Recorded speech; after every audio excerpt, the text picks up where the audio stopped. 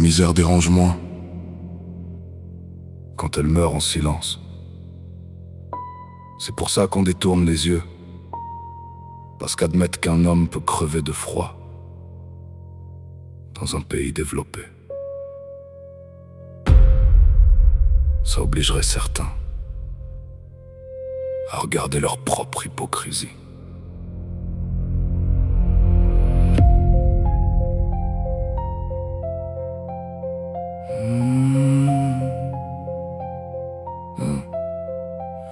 On évite mon regard comme si j'étais contagieux, comme si dormir dehors faisait de moi un honteux.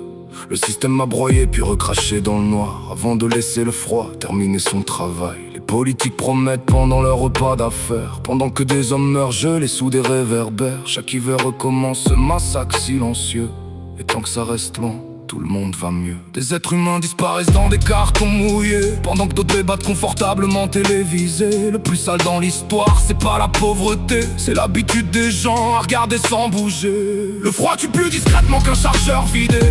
Pas besoin de balles quand l'indifférence est armée. Ici les hommes s'effacent sans une ligne dans les journaux, comme des fantômes écrasés sous le poids du chaos. Et moi j'écris pour ceux qu'on enterre dans le silence, pour ceux qui survivent dehors sans aide, sans défense. Parce qu'un pays qui laisse ses pauvres mourir dans le noir est déjà condamné, même s'ils refusent de le voir.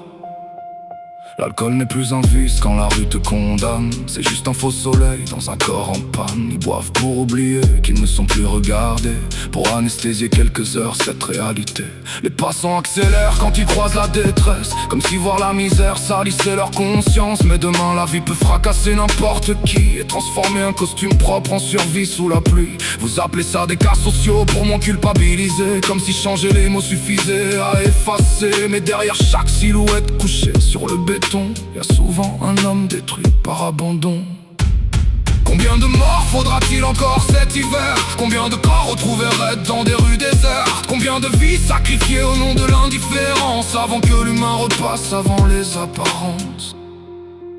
On leur dit travail comme si tout était normal, comme si survivre dehors n'explosait pas le mental. Chercher un avenir sans dormir ni manger, c'est courir un marathon avec les jambes brisées. La rue te vole ton nom, ton sommeil, ton reflet, puis finit par transformer ta douleur en secret. Même la dignité finit parfois par s'effondrer, quand chaque porte fermée devient une condamnation répétée. Et certains trouvent encore le moyen de juger, sans avoir passé une nuit dehors à trembler. La vérité c'est qu'ils critiquent pour se rassurer, parce qu'ils savent qu'eux aussi pourraient basculer.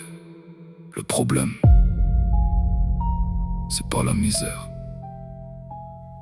Le problème, c'est qu'elle soit devenue normale.